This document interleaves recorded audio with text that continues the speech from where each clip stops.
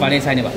Baik, terima kasih. Jadi pengangkatan penjabat kepala desa ini memang sesuai dengan ketentuan yang berlaku. Kenapa? Karena pemilihan kepala desa itu baru dapat dilakukan 6 bulan ke depan. Di satu sisi, bahwa sejak tanggal 29 Desember 2022, masa kerja kepala desa definitif yang lalu itu sudah berakhir. Jadi prinsipnya kita memenuhi peraturan yang berlaku supaya jalannya roda pemerintahan desa itu tidak boleh kosong. Nah, oleh karena itulah kita angkat penjabat kepala desa. Dan ketika kita angkat penjabat kepala desa juga, kita tidak boleh mengangkat penjabat ini yang di luar dari ketentuan yang berlaku. Jadi contoh saya sebut-sebut tadi itu, tidak mungkin kita mengangkat seorang sekretaris desa. Karena penjabat kepala desa itu harus berasal, kata kuncinya itu, dari pegawai negeri sipil. Dan dia lebih bagus itu ada di kantor camat, di mana tempat desa itu berada. Jadi itu, dan makanya kita juga berikan SK hari ini. Makanya juga kita memberikan arahan, petunjuk kepada mereka. Karena kata kuncinya yang paling utama tugas mereka itu mempersiapkan pemilihan kepala desa yang akan datang. Jadi maksudnya akan datang itu 6 bulan ke depan. Lalu mempersiapkan itu seperti apa? Harus ada panitia. Apa guna panitia? Untuk persiapan pendaftaran. Lalu yang daftar misalnya ada lebih dari 3, harus mempersiapkan pengajian uji tes dan sebagainya. Nah, tapi juga yang kedua adalah melanjutkan pembangunan. Melanjutkan pembangunan, melanjutkan pelayanan kepada masyarakat dan sebagainya. Ya, jadi ini tidak boleh kosong. Oleh itulah diangkat penjabat kepala desa. Ada berapa yang diangkat ini, Pak? 121 penjabat kepala desa, yang menyebar di 20 kecamatan. 20 kecamatan ya. Ya.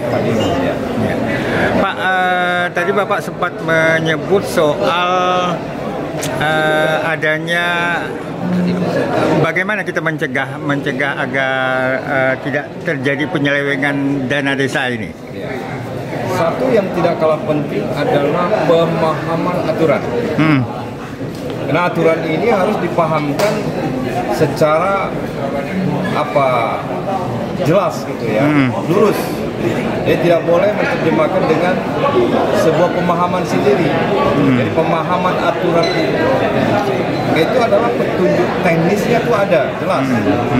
Jadi kalau undang-undang tidak bisa membaca pasalnya saja, tentu harus dibaca penjelasannya. Nah, demikian juga para kepala desa, dia harus memahami betul peraturan. Nah, yang kedua yang tidak kalah penting sesuai dengan ketentuan yang berlaku juga dengan aturan hukum. Jangan ada mens rea. Ya, jadi mens rea itu maksudnya itu niat.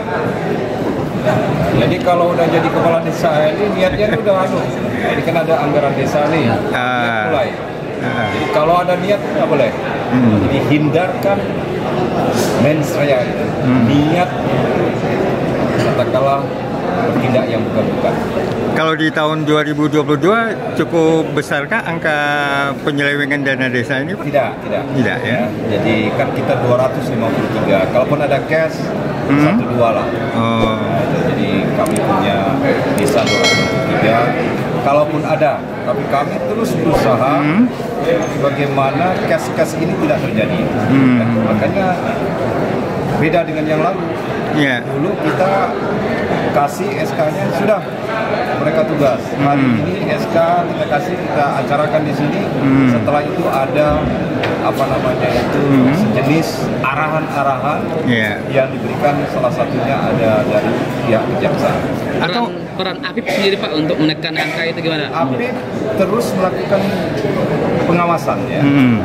Jadi sesungguhnya muncul kepemukaan ada kasus-kasus itu memang secara data di APIP kondisinya kurang baik.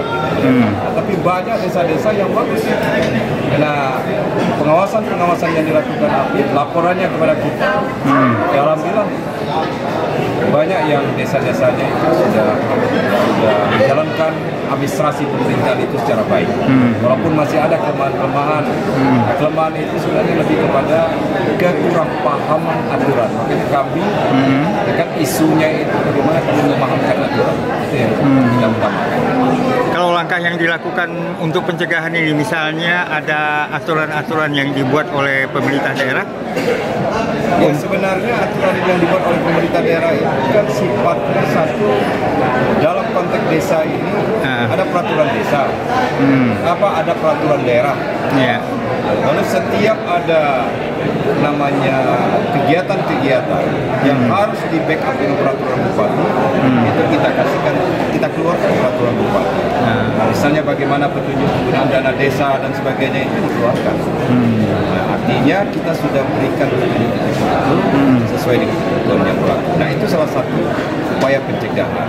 Lalu kan pembinaan, APIP jalan terus, melakukan pembinaan. Jadi bukan mencari salah, tapi APIP, inspektorat dalam hal ini melakukan pengecekan pengawasan ke desa dalam rangka untuk pembinaan. Nah, dari pembinaan itu kami petakan. Kalau misalnya ada ketidakpahaman tentang penyetoran pajak, ya Pak Kadis ya, kita berikan pemahaman kepada bendaharanya. Begini loh cara penyetoran pajak, begini loh kewajiban harus dipungut pajak dan sebagainya. Barangkali seperti itu Pak, ya. terakhir, udah tanggalnya Pak untuk pemilihan serentak nanti Pak?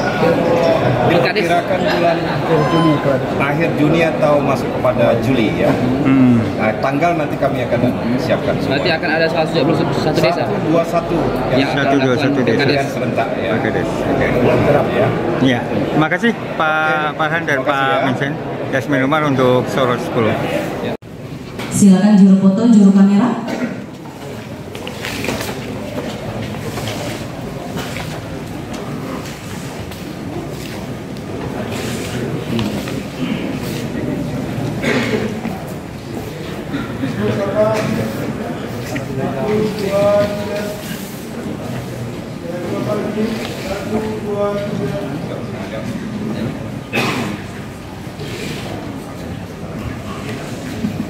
Baik, sesi selanjutnya mohon izin Bapak Wakil untuk bisa berdiri di depan untuk menghadap ke depan. Ya, untuk Pak Camat dan Kades silakan kembali di tempat. Ya, yang lainnya silakan berdiri. Baik, silakan juru foto dapat langsung ke depan mengambil gambar. Boleh tahan, ya lanjutkan ya. Salam komando. Izin Bapak. 1, 2, 3. Sekali lagi 1, 2, 3. Baik, terima kasih. Dengan hormat silakan duduk kembali dan kita dengarkan sambutan dan arahan Wakil Bupati